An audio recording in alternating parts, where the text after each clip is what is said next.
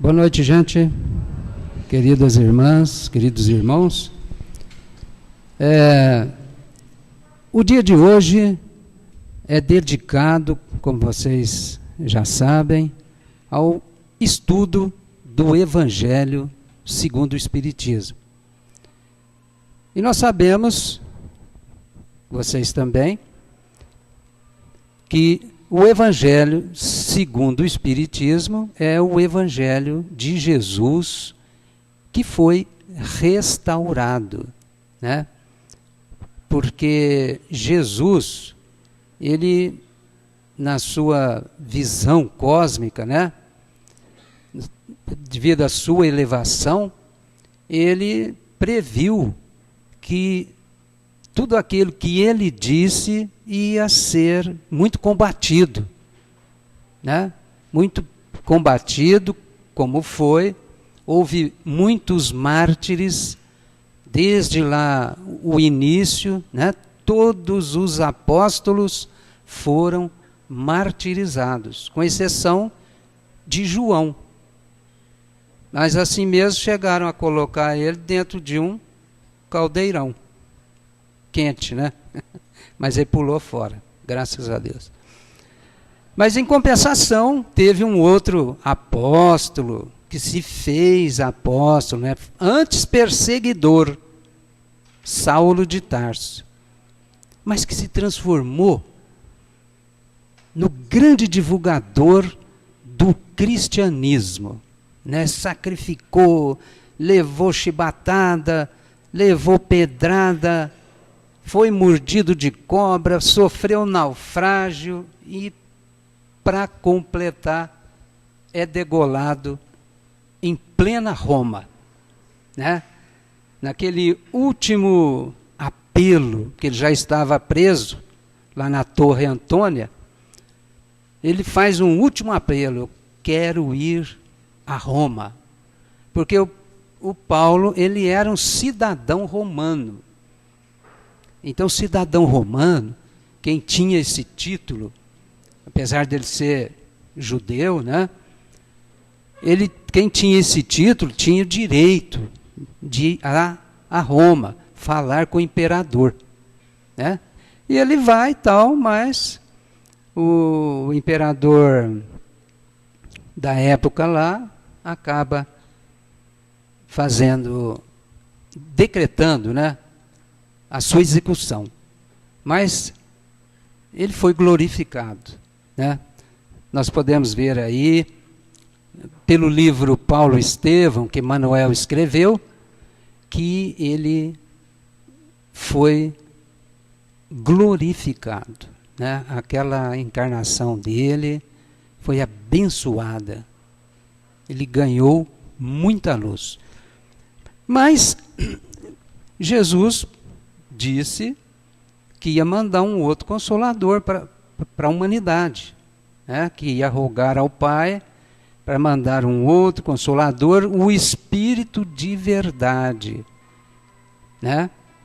Que iria esclarecer tudo o que ele tinha dito, que ele estava dizendo, né? E que daria testemunho. E vós também testemunhareis, né? Ele disse que o Consolador ficaria para sempre conosco, porque ele caminha junto com a ciência, né? A doutrina espírita, ela anda junto com a ciência, para não dizer à frente da ciência, né? Porque tantas coisas já foram ditas e depois que vão sendo comprovadas pela ciência, né? Então, realmente um evento maravilhoso, a terceira revelação, né? Que Kardec foi o codificador, né? Ele foi o codificador, ele foi aquele que foi atraído pelo fenômeno, mas se liberta do fenômeno, né? E daí nasce uma filosofia com bases científicas e consequências morais, né? E aí surge Livro dos Espíritos, o primeiro, 1857, contendo a filosofia, uma filosofia espiritualista. Porque o espiritismo, ele é uma ciência, uma religião, que se enquadra no espiritualismo, né? Mas ela tem, dentro do espiritualismo, ela tem os seus fundamentos, seus próprios conceitos, de tal forma dando uma maior amplitude ao que já existia de espiritualismo. Então ela avança, né? Porque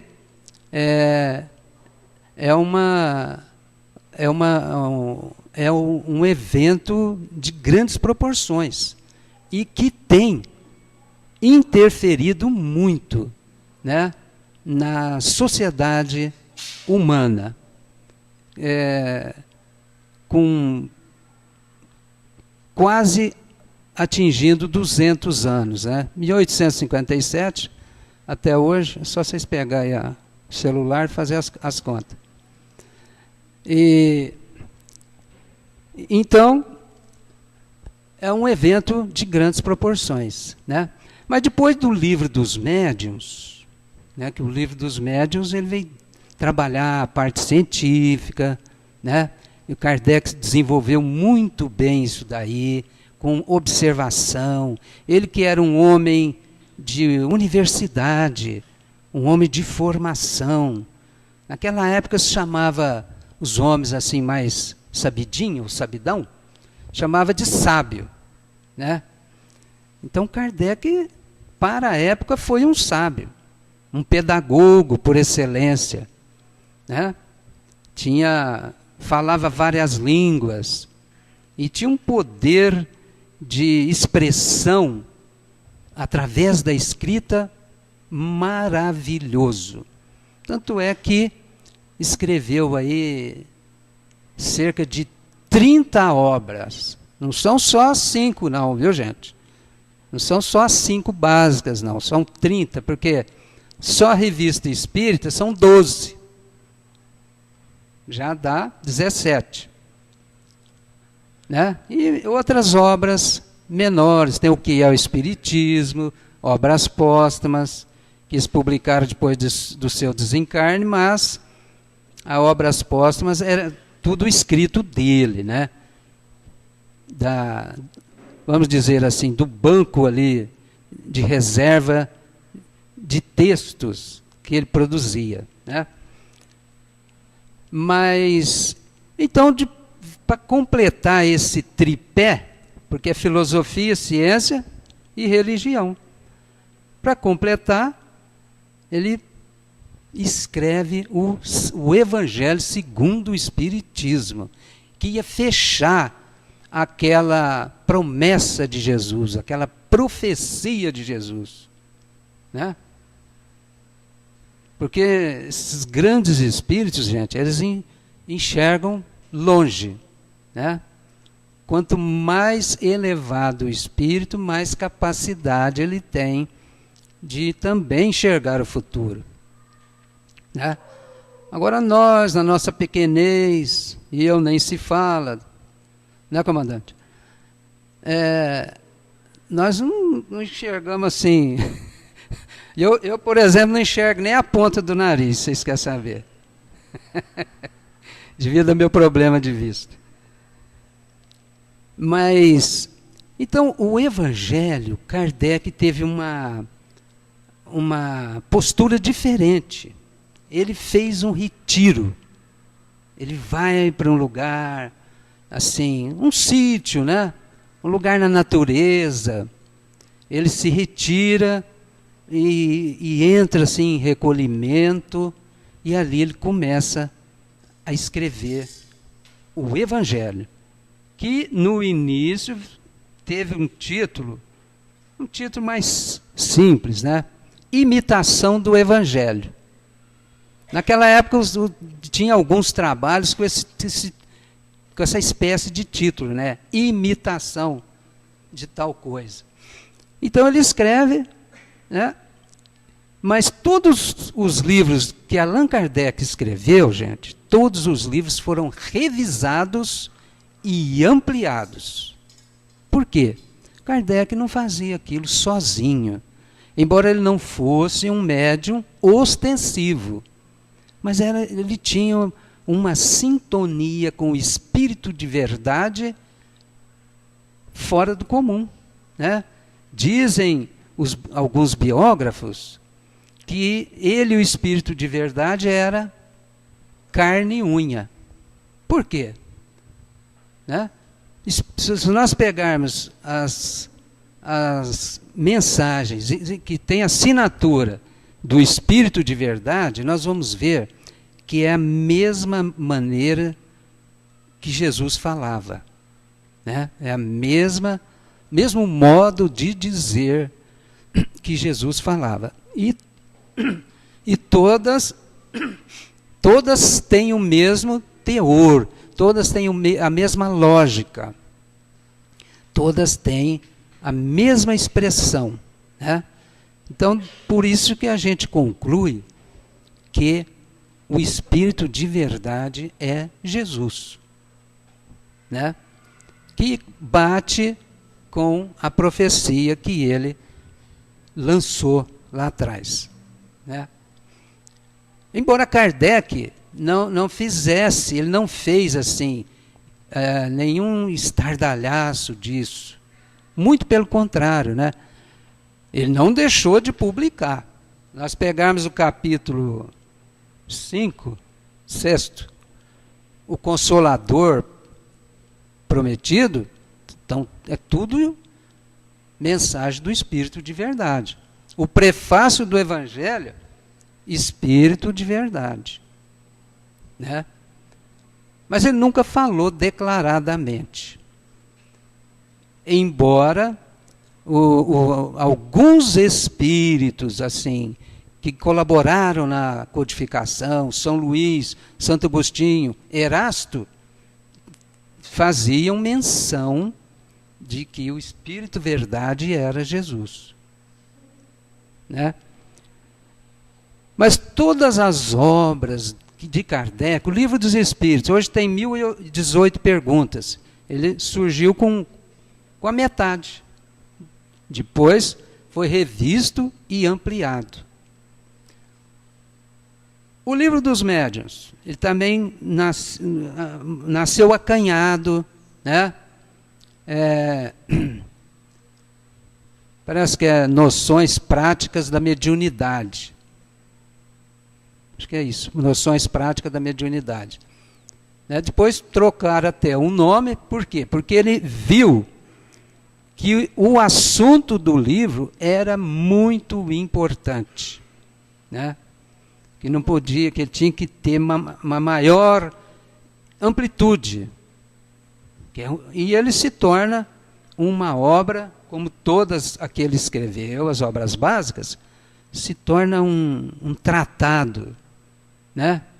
Um dos maiores tratados, tratado de parapsicologia que existe no mundo. Porque foi feito com muita honestidade, com muito critério, né? Baseado nas observações. E tudo que ele fazia tinha comprovação da espiritualidade.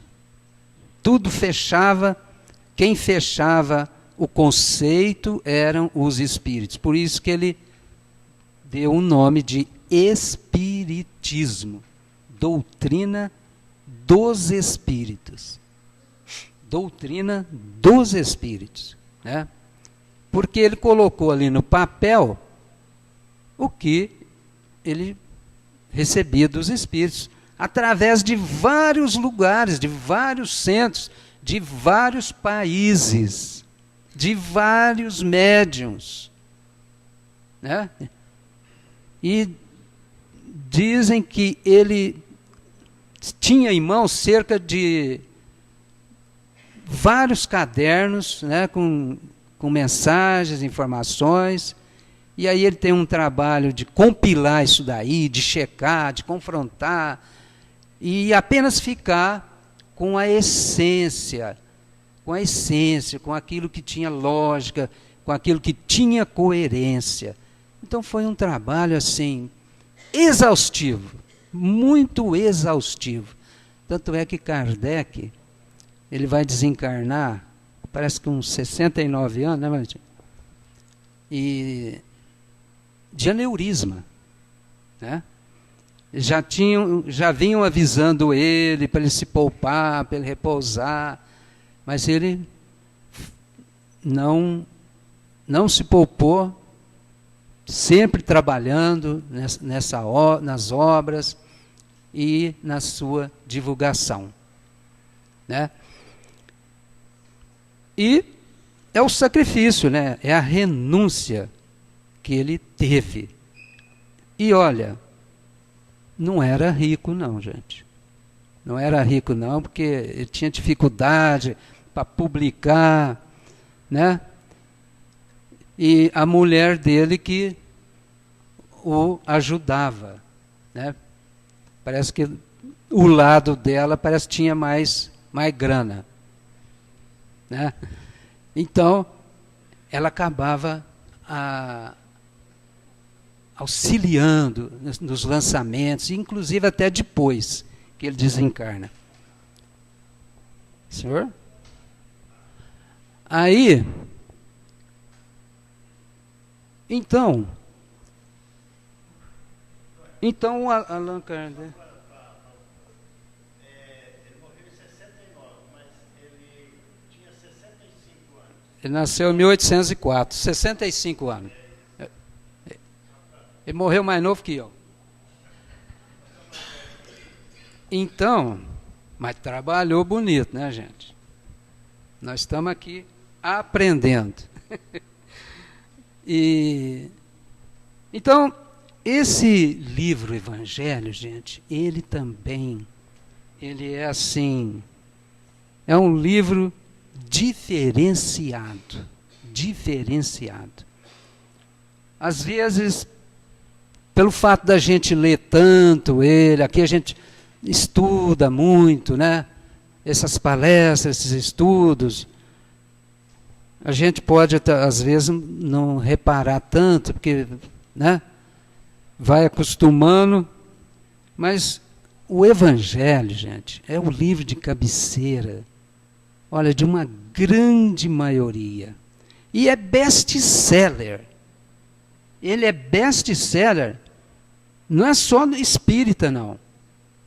É o livro que mais vende. Pelo menos aqui no Brasil, é o livro mais vendido, né? Porque até quem não é espírita acaba adquirindo, acaba recebendo de presente, né? O espírita, ele tem gente que faz até campanha. Dr. Elias Barbosa, aquele médico psiquiatra que trabalhou com Chico Xavier, fez biografia, analisava as poesias, ele analisou o Parnaso de Além Túmulo, ele era um companheirão de Chico, ele vinha muito aqui em Franca, cunhado do Dr. Cleomar. A esposa do Dr. Elias era irmã do Cleomar. Então ele tinha essa campanha. Ele comprava evangelho, batia nas portas. Ele entrava num prédio, ia de porta em porta e entregava um evangelho naquela casa, né? Então o evangelho, gente, ele foi feito nessas condições que eu disse, né? E depois ampliado. Depois ele foi ampliado, completado, e ficou essa joia, né? Essa joia de obra que é para nós uma bússola, um manual de vida, né? Um manual de vida. Aqui a gente pode consultar, devemos consultar, né? Para nos orientarmos em qualquer situação na vida, né? Mas esse capítulo aqui, desigualdade não se pode servir a Deus e a Mamon, que é o capítulo que está sendo estudado, também é um capítulo muitíssimo interessante, gente. Ele trata do apego às coisas terrenas, do apego à matéria, né? Do apego à matéria que todos nós temos. Mas vejam bem, analisando aqui, a gente também não pode ser muito radical, né? A gente não pode falar assim, rico, porque tem aqui a parábola do mal rico, né? Tem várias divisões aqui, mas falando do rico, falando do avarento, né? Porque, em primeiro lugar, todos nós, cada um tem uma aptidão. E tudo são provas, tudo são testes, tudo é aprendizado, né? Tudo é válido, tanto a prova da pobreza, da miséria, quanto a prova da riqueza. O problema é a pessoa se sair bem naquela posição, naquele papel. Se é um rico, um milionário, ele tem condições de dar emprego para muita gente. Aonde que estão trabalhando, né? Todos nós que trabalhamos, nós estamos trabalhando, gente. Uns, é claro, são funcionários públicos, né? Mas também grande parte trabalha para empresas privadas, né? Então são pessoas que têm porque tem pessoa que corre atrás do dinheiro, né, Claricenta? E outro, o dinheiro corre atrás dele, né? Mas vai depender do comportamento, do que ele vai fazer com aquilo, como que ele vai utilizar essa riqueza. Se ele vai utilizar só para o seu prazer, só para a sua luxúria, para a sua volúpia, para os seus familiares, né?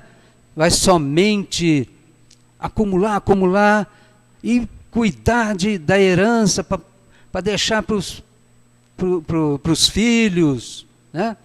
Se ficar só focado nisso, né? Esbanjar, tem várias atitudes, né?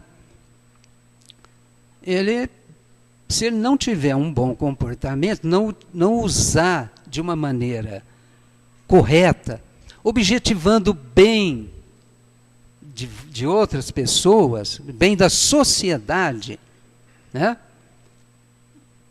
Porque toda empresa, por definição, ela está contribuindo com a sociedade. Isso aí até dentro da administração fala isso.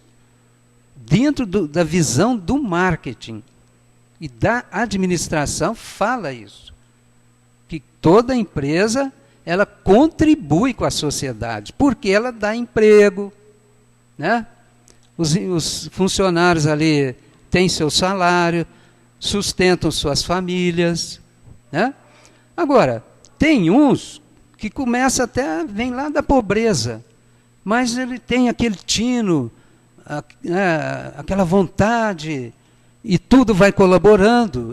Por quê? Porque ele está recebendo, ele vai receber essa tarefa, né? De administrar dinheiro, de administrar bens, né?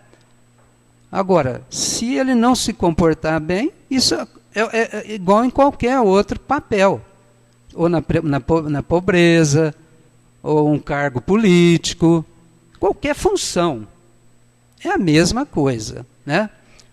Agora, o que a gente observa Lá no livro Céu e Inferno, na parte das mensagens, lá que chama exemplos, acho que é a terceira parte, exemplos. Tem lá mais de 80 mensagens, histórias de espíritos. E tem uma lá, expiações terrestres. Expiações terrestres. Tem as dos suicidas, dos criminosos arrependidos, espíritos felizes. Tem vários. Né? Kardec pesquisava tudo. Pesquisava, evocava, perguntava, entrevistava o espírito, nos mínimos detalhes. Né? E essas expiações terrestres é muito lindo de ler, porque mostra a última encarnação do espírito. E sempre a última encarnação, gente, são encarnações difíceis, que ele vem até na pobreza. Hoje eu ainda estava lendo uma do rapaz que era mendigo. Não, ele mendigava, só que não era para ele. O dinheiro que ele juntava, ele distribuía aos necessitados. E ele fez isso a vida inteira. Né? Mas aí lá na historinha, ele conta como é que foi ele no passado, que ele abusou, né? Que ele não agiu bem, violentou, cometeu excessos, desrespeitos, abusou de poder. Então, eles vêm. A última encarnação sempre é mais difícil, vejam bem. São mais difíceis. Né? E sempre assim, grandes dificuldades. É a grande prova, né? É a última prova do espírito. Tem até uma lá que quando o espírito foi bem na vida, praticou bem a caridade, a hora que ele desencarna, os tutores falam para ele, não, você foi muito bem e tal, só que você fez o bem interessado. Agora você vai voltar para fazer o bem desinteressadamente. Não vão desanimar não, hein, gente? Porque a lei do progresso nos impulsiona para a frente, né? E quanto mais o espírito vai se adiantando, mais ele vai ficando forte. Né? Por isso que a gente tem que confiar. Nós não podemos desanimar diante das dificuldades da vida, diante das agruras da vida. Né? Não podemos desanimar. A gente vê pessoas que lutam com muita dificuldade, mas às vezes caem na revolta. Né? Então é onde o Evangelho falou. A prova da miséria exige paciência, resignação. Mas nós temos que ter, não podemos perder a vontade, o desejo, a fé no futuro, né? No dia de amanhã. Né? Agora, quem é mais abastado, ele também tem os seus detalhes para trabalhar, né? Trabalhar o orgulho, trabalhar a vaidade, né? Porque no fim, os grandes obstáculos nossos que estão dentro de nós é o orgulho e o egoísmo. Isso em qualquer situação, seja pobre, seja rico, né? Seja inteligente, mas menos inteligente, né? Então, tudo são testes para nós. Então, esse capítulo, ele trabalha, ele é todinho voltado para isso, né? E vai nos ensinando, por exemplo, a passagem aqui de Jesus com Zaqueu. Foi muito interessante. O Zaqueu teve aquela força, aquela vontade, aquele desejo de ver Jesus, que ele até se eleva, subindo numa árvore. Né? Ele era baixinho, né, judeu, e sobe na árvore para ver Jesus. Mas Jesus teve a visão, ele vislumbrou, ele enxergou com os seus poderes, né, sua visão de um espírito grandioso que é, ele enxergou que estava na hora do Zaqueu, que o Zaqueu estava em transição, que ele tinha se decidido a mudar. O contrário daquele moço lá, falou, não, espera aí, Jesus, deixa eu tenho umas coisas aqui para acertar, depois eu vou. Né? O moço rico. É o que a gente faz, né? Faz nessa encarnação, deixa mais para frente, deixa a hora que eu aposentar. Né? Aí aposenta, desencarna, pronto, não deu tempo. Né? Então nós temos que fazer o bem, trabalhar, enquanto nós estamos com as nossas forças. Enquanto nós estamos com as nossas forças, no auge das nossas forças. Não tem importância não trabalhar no bem concomitante ao trabalho profissional. Tem mais valor ainda. Né? Então, devido ao adiantado da hora, Valentim, é isso aí. E esse capítulo que está sendo estudado, nós tivemos aqui grandes expositores. Na reunião passada, o Magela expôs com muita sensibilidade, né, sobre a verdadeira propriedade. Né? E Jesus orienta a gente, para a gente não correr também atrás de coisas, de bens materiais. Né? Que a nossa vida não depende da posse das coisas materiais. Né? Mas depende do nosso esforço, né, da nossa dedicação e em querer fazer sempre o melhor. Não somente para nós também, porque nós temos que administrar nós também. Nós temos que nos amarmos também. Mas amar a Deus e amar ao próximo. Pessoas ficarmos só no alto amor e não tiver o amor ao próximo, né, o amor altruísta, aí também vai dar problema. E amar a Deus. Né? Aí estão toda a lei e os profetas. É o que Jesus resumiu. Né? Então é isso aí, gente.